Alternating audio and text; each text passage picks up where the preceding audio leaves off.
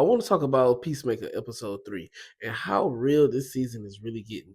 It looks like it's going to be some stuff that's going to go down, some stuff where Peacemaker will not be able to return from. So let's talk about it real quick. So if you didn't know, in season 2, Peacemaker is living in his dad's house now, and his dad actually owned a portal to alternate dimensions. So he found this portal and he went through another closet door, which led him to another dimension of another Peacemaker, which it was connected to a bigger house, more like a mansion almost, where this Peacemaker really did good for himself. But not just for himself, where him and his father had a really good relationship, and his brother is still alive.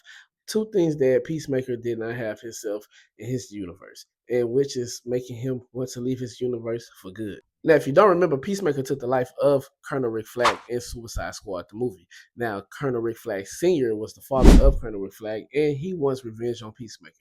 But now, since Amanda Waller has heat on her, he is now the head of Argus, in which he gets all the confidential files of everything that went down, plus his son's death. And now he already knew that Peacemaker had something to do with it, but now he finally get a chance to really see what happened to his son.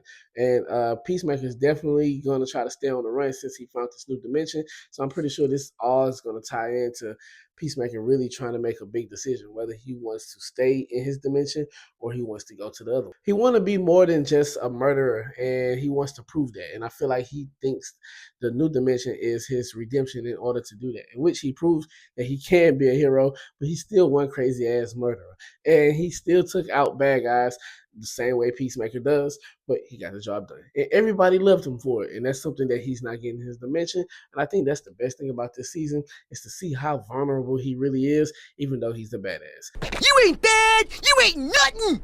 Now, to add to his vulnerability, we also know that him and Amelia Harcourt really don't have a good relationship when it comes to trying to date. We all know that he wants to be with Amelia, but she don't want to be with him.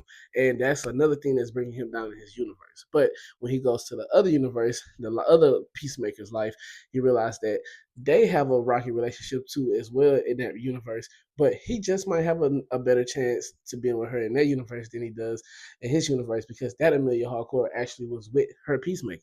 And to make matters worse, in that universe, Colonel Rick Flag is still alive. Surprise, motherfucker! And it's like Peacemaker facing his demons because not only that, his brother is alive in that universe and his dad is alive in the universe. So there's three people who he played a part in their deaths that's still there. And basically, he's suffering. That's not a good dimension, my brother. That is hell. And hopefully, he can get out of this situation. But until then, it's your boy Han Solo, and I'll be back with more content. I'm out.